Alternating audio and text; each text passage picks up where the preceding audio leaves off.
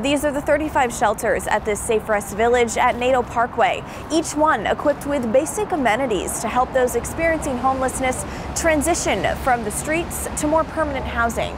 This place has all the trees and it's more privacy, and it's a beautiful space.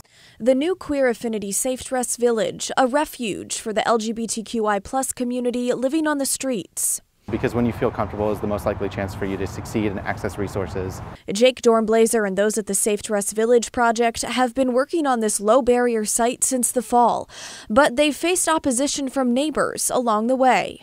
Yeah, we don't always see eye to eye or agree about every single thing, but the important thing is everybody continues to come to the table. We continue to have conversations. With having 600 children within 50 feet of a Southwest Village site, we want to make sure that the village is safe for the villagers as well as our students. Bodo Heiliger runs the International School right across the street from the village.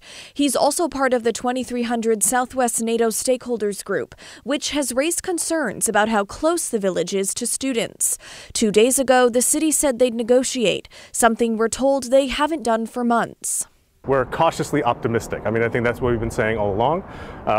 We see a desire to collaborate now, and again, cautiously optimistic.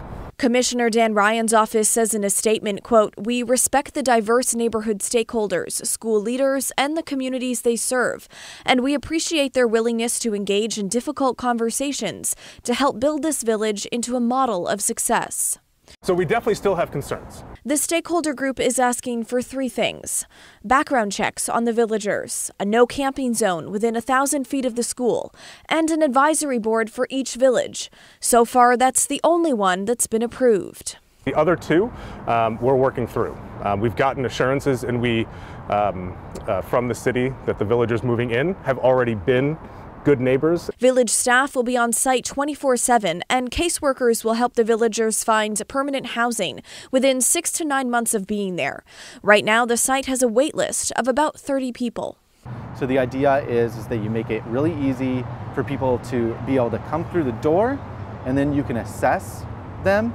It doesn't mean that they're not held to expectations in this space. We talked with neighbors who didn't want to go on camera, but said they feel there's a lack of communication from those running the project. They say they've been left out of the process altogether. However, their main concern isn't what goes on inside this fence. It's the fact that this site, they fear, will act as a magnet for others experiencing homelessness who will move into this neighborhood once they see the resources being provided here. In Portland, Blair Best, KGW News.